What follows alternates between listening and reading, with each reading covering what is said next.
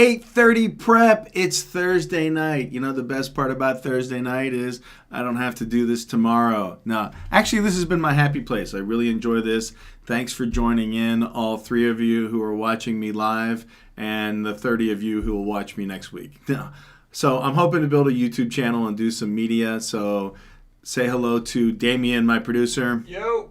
Damien and I are going to launch soon the Phil TikTok, which is ACT Math Guy. Today is the 2009 ACT, official ACT. It was up on their website from 2009 through 2012. I don't know if they put the numbers on it like the 1872 and the 1874 and the 1572. If this was the 0964, I don't know the numbering system because on the bottom it just says 64E. So with no further ado, here are the hardest 11 problems on the official 2009 ACT practice test number 50. The graph of the trigonometric function y equals 2 cosine 1/2 x is shown below. The function is, and it gives you a bunch of choices. The answer is that the function of a cosine wave is an even function. An even function is one like a parabola such that y equals x squared. And that is 2, its function is 4. -2, its function is also 4. So the function of 2 is the same as the function of -2.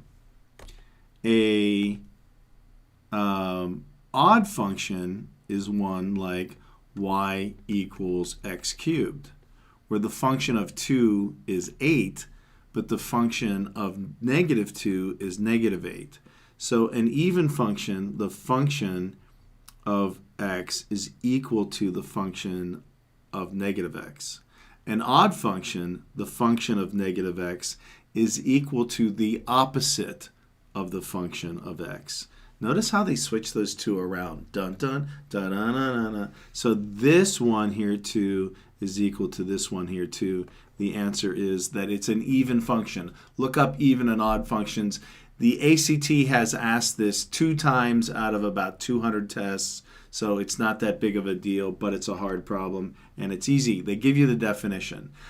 An integer from 100 through 999 inclusive, a big word that's underlined, inclusive, is to be chosen at random. What is the probability that the number chosen will have 0 as at least one digit? So if I have 987, that is a number with 3 digits.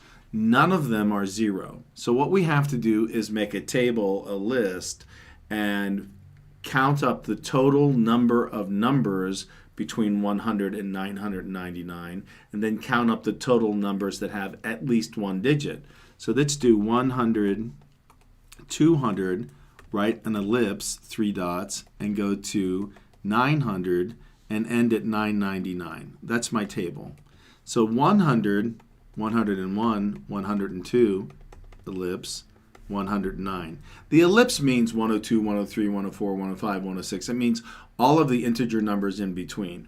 And then there's 110, 120, ellipse, down to 190. So the numbers 100, 101, all the way down to 190, we have to count. Ready? Let's count.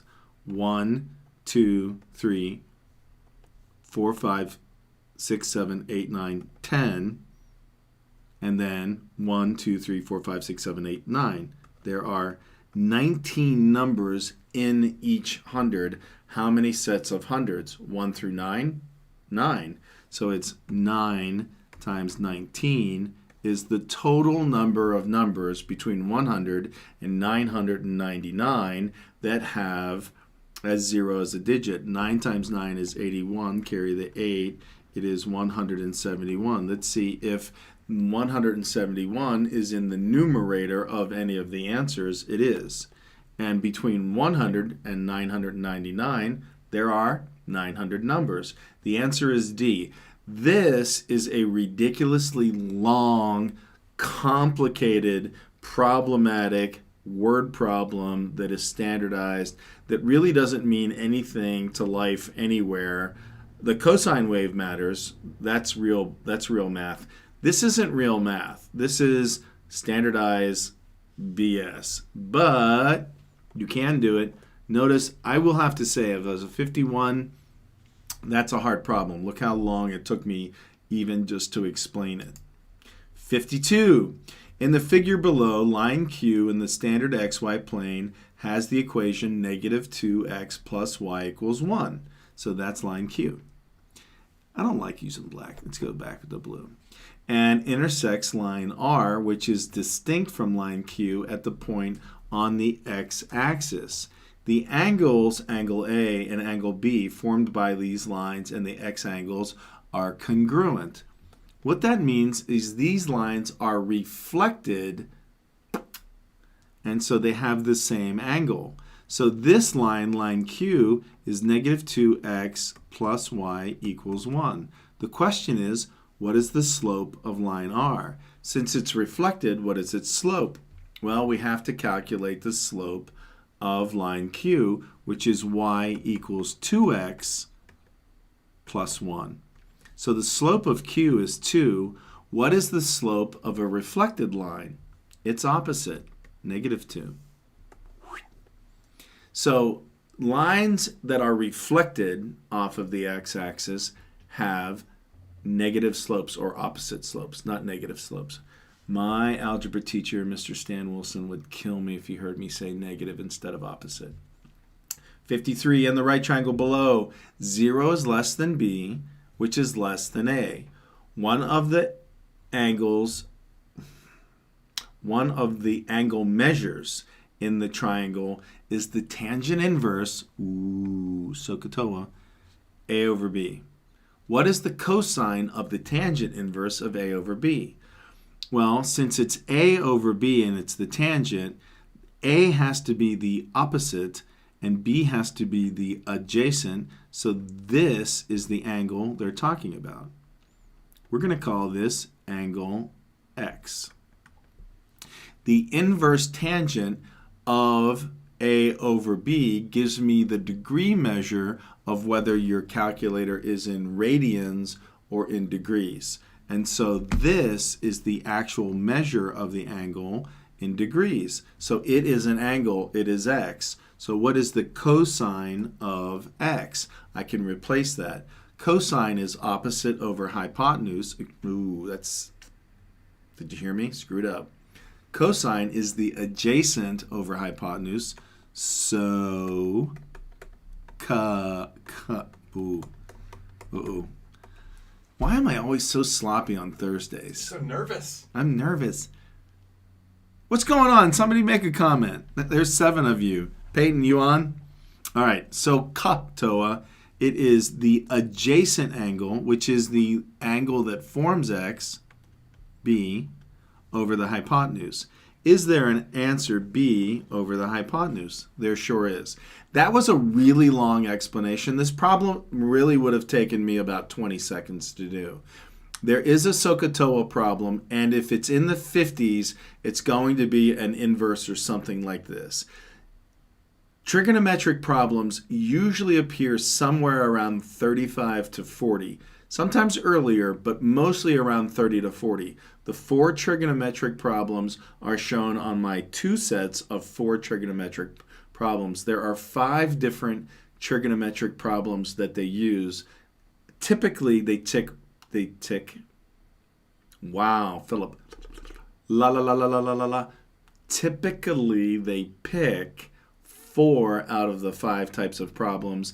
This is one that always shows up, Sohcahtoa. 54. This is one where 3 problems are related to this. So I'm sorry it's small, but you can download the 64E off my website or right here in the descriptions, which nobody uses descriptions anymore, do they? Nobody ever looks at them. Yeah, they do. Do they? You can get it. There's a link to my Google account with it. It's also on my website. So this says the radio signal from the transmitter site of radio station WGGW can be received only within a radius of 52 miles in all directions from the transmitter site. A map of the region of the coverage of the radio signal is shown below in the standard XY coordinate plane with the transmitter site at the origin and one coordinate unit representing 1 mile.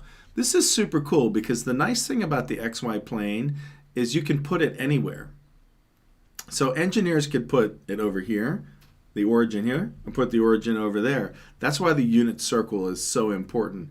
You can move the origin to wherever you want and then have another XY plane and coordinate the two. But coordinates match each other. Which of the following is closest to the area in square miles of the region of coverage of the radio signal? I cannot believe this is a 54. It is pi r squared. Phil is not going to do 52 squared times 3 in his head. Well, maybe I should, because 50 squared is 2500 times 3 is 005, carry the 175. Ooh, so the answer is going to be 8,500. Let's do pi r squared. Ready? 52 squared times second function pi, enter 8494. Yeah, baby, I'm in my happy place. I just did a 54, which was 52 squared by hand, and got the right answer. Dun dun dun dun dun dun dun. Yep, because I'm the math guy. The radio signal, blah blah blah. I'm not going to read this again. It's this, what they're asking about. Which of the following is the equation of the circle? Know the equation of a circle. I have 2 YouTube videos on the equation of the circle. It's x squared plus y squared equals 52 squared. This question would take me under 5 seconds to solve because it only asks me the equation of a circle. It only asks you to identify the equation of a circle. There can't be anything easier. You can do it. Peyton, you haven't said hello yet. He's not on. He's breaking my heart. Ready? Now we have a 56 that's worthy of a 56. The other 2 were not worthy of a 56. The transmitter site of station WGGW and the transmitter site of another radio station, WGWB, are on the same highway 100 miles apart. The radio signal from the transmitter site of WGWB can be received only within a radius of 60 miles in all directions from WGWB transmitter site. For how many miles along the highway can the radio signals of both stations be received? I'm going to solve this 2 ways. 60 plus 52 is equal to 112 minus the 100 is 12. The answer is G. You know what? When you practice word problems, you can do stuff like this. I mean, this problem took me, how long? How long did it take me? How long did it take me to read it? How long did it take me to do it? Let's make a picture. Phil's math rules. Rule number 1, read with your pencil and underline. Notice I underline. 2, write an equation. I wrote my equation down. Do math like the 7th grade. 3, draw a picture. 4, use the answers. So here's the picture.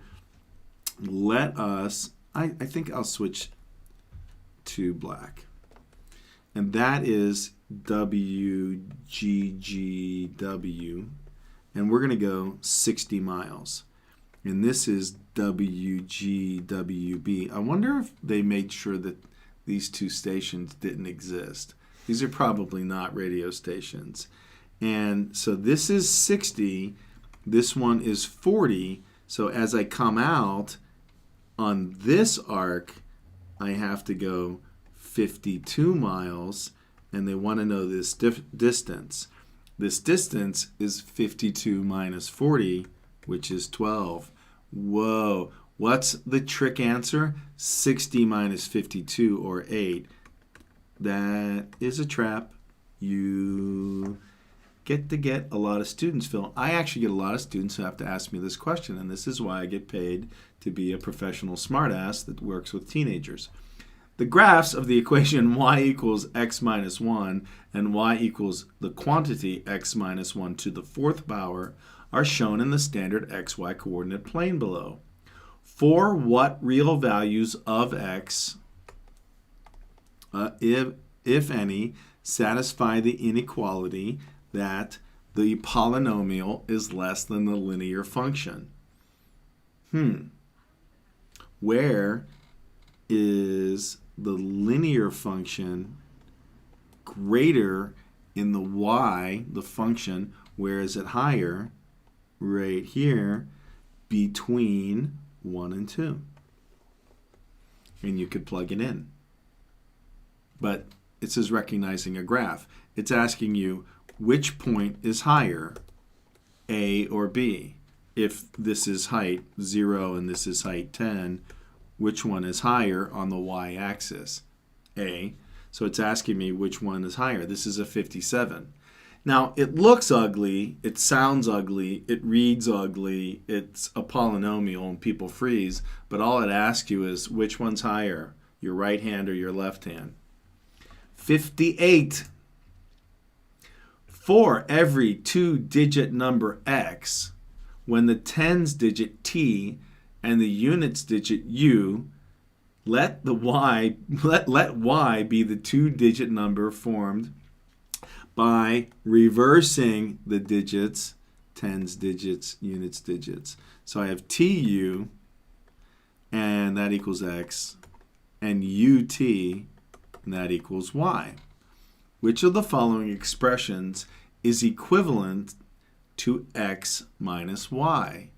How the heck do you do this? Phil's rules.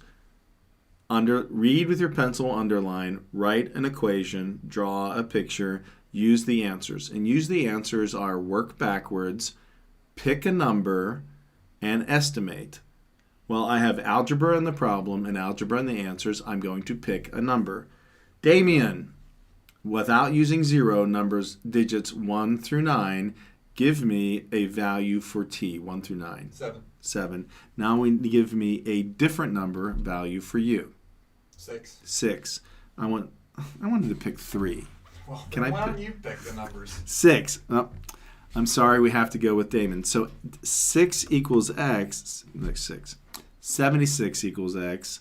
67 equals y. What is x minus y? What is 76 minus 67? Dame? 9. Guess what? T minus u, 7 minus 6 equals 1. 7 minus 6 times 9 equals 9. 6 minus 7 times 9 equals negative 9. 9 times 7 is 70, blah, 60, blah, blah, blah, it's 60. No. This is 50. No. 0. No. The answer is F. What did I do? I followed Phil's math rules. I picked a number. Was this a hard problem? Yes. I think this is an extremely hard problem. I think this is an extremely hard standardized test word problem worthy of picking you whether you need to go to Carnegie Mellon or Stanford or MIT. If you can't do problems like this, don't, because you don't need the score of getting this one problem wrong. All right, 59. In the figure below, the vertices of the triangle ABC have xy coordinates have x and y coordinates of 4 to 5, 5, 3, 1, 3, respectively. Did I say that right? Respectively?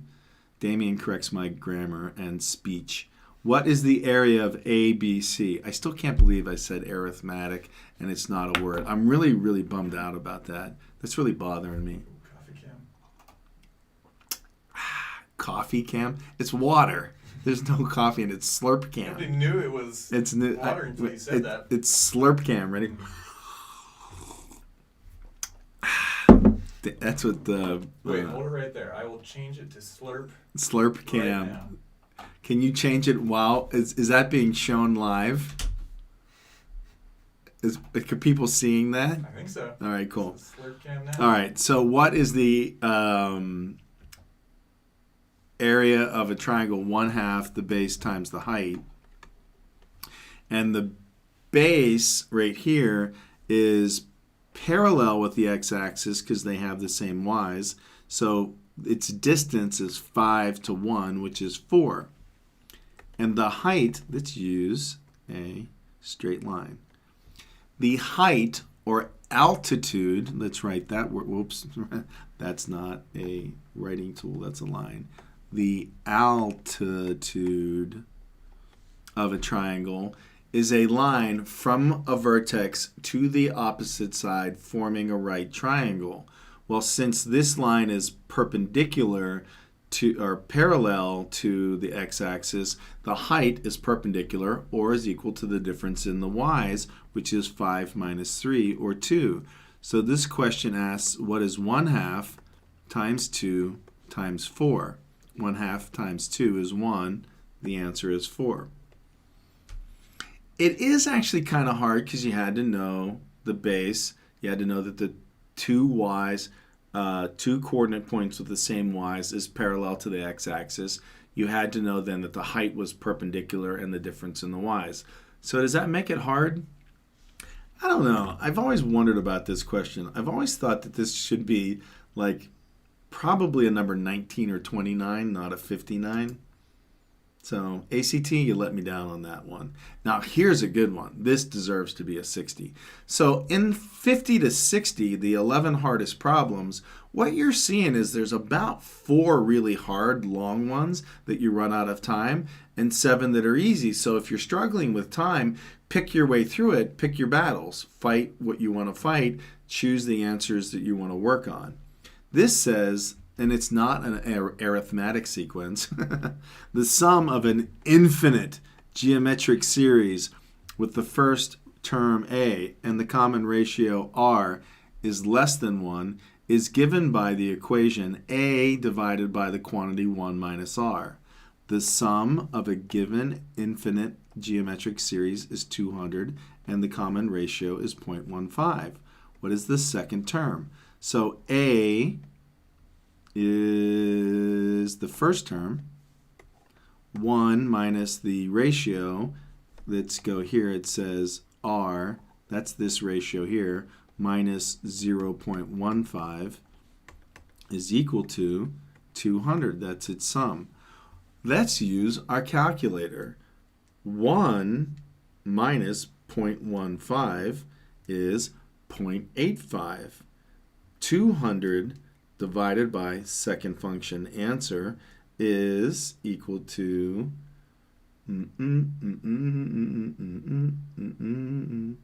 what am I doing wrong? It's not divided, it's multiplied. 200 times 0.85. Peyton, you didn't check my math here. I divided when I should have multiplied. What did I not do? I didn't follow my rules. I didn't write an equation and do math like I was in the 7th grade. I broke my own math rules, and this is actually a good thing for you to see. Since I broke my own math rules, I did the problem incorrectly. So this is a over 0.85 equals 200. A equals 0.85 times 200. That's how I want my students to do it, and I didn't do that, and notice I screwed it up. A is equal to 170. How do we do a geometric sequence? Series, in this case, as sequence means the same thing. What is the second term? The second term is the first term times the ratio, 0.15. But Phil's going to write that down and do 170. Clear. 170, my buttons are sticking, times 0.15. And I'm going to get 22.5. Answer choice F. Those are the 11 hardest problems on the 2009 official practice test, the 64E, which you can download from Student Resources on 3R Prep, my tutoring company. Thank you, all 9 of you, for tutoring in tonight and watching me. I can't speak on Thursdays. I think there's a problem with me speaking on Thursdays. I'm always looking forward to this being over, though I love doing it. So thanks for joining me. I'll see you on Monday when we go over essays, and we have David Cerniglia joining us on Zoom on Monday night. We'll see you then.